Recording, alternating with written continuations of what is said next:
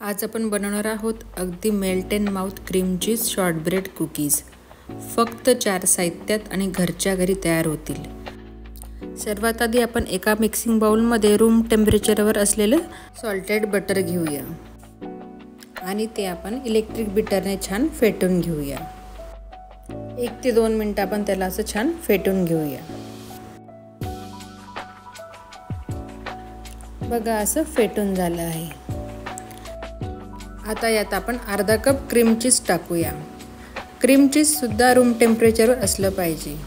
Butter आणि cream cheese room टेम्परेचरवर असल्याने हे मिश्रण छान हलकं आणि फ्लफी होतं। यामुळे कुकीज सुद्धा छान होतात। रूम टेम्परेचर असल्यामुळे आपल्याला फेटायलाही ते सोपं जातं।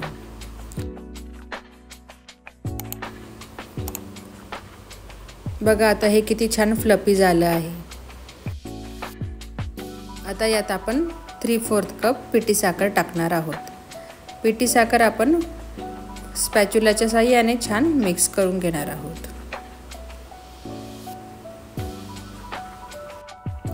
पिठी साखर छान मिक्स झाल्यानंतर आता आपण त्याला इलेक्ट्रिक बीटरने परत 1 मिनिट फेटून घेणार आहोत।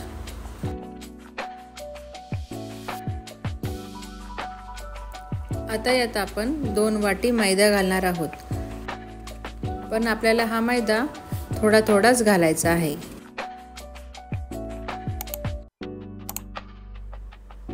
मैदा थोडा टाकत असाच आपण त्याला स्पॅच्युलाने मिक्स करत जाणार आहोत।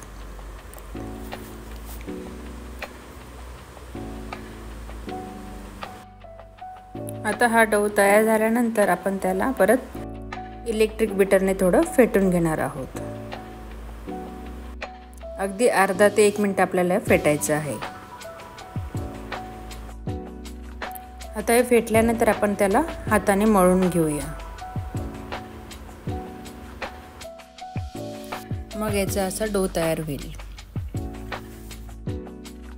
असा डो तयार झाल्यानंतर आता आपण त्याला एका पार्चमेंट पेपरवर घेऊन त्याला असा शेप देऊया।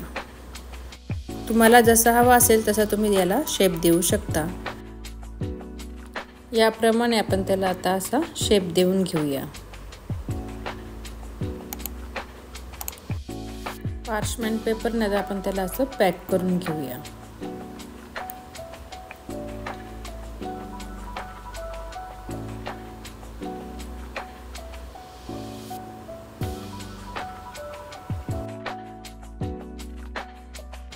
असं पॅक झाल्यानंतर आता आपण त्याला फ्रीजमध्ये 1 तासासाठी ठेवूया। 1 तास झाल्यानंतर आता आपण त्याला बाहेर काढूया। बघा आता हा डो किती छान टाईट झाला आहे। डो फ्रीजमध्ये ठेवल्यामुळे कुकीजचा आकार हाय तसाच राहतो।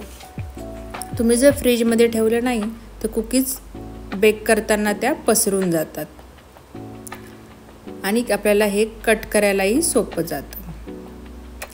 याप्रमाणे आता आपण त्याचे स्लाइस करून घेणार आहोत। तुमच्या इच्छेनुसार तुम्ही फोकने याच्यावर छान डिझाईन पण करू शकतात। याला मध्ये होल पण पाडू शकतात। अशा प्रकारे आपल्या सगळ्या कुकीज कट झाल्या आहेत। आता आपण एका बेकिंग ट्रेमध्ये याला अरेंज करून घेऊया। प्रत्येक कुकीजमध्ये आपल्याला थोडं डिस्टन्स ठेवायचं आहे।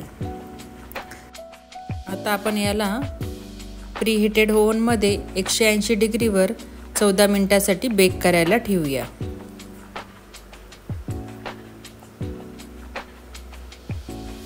कुकीज बेक झाल्यानंतर बघा किती छान दिसत आहेत।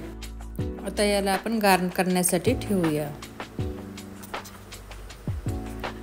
पूर्ण थंड झाल्यावर खायला घ्या आणि बघा किती मस्त मेल्ट इन माउथ कुकीज तयार झाल्यात। रेसिपी आवडली असेल तर लाईक करा, शेअर करा आणि चॅनल सबस्क्राईब केलं नसेल तर सबस्क्राईब करा। थँक्यू।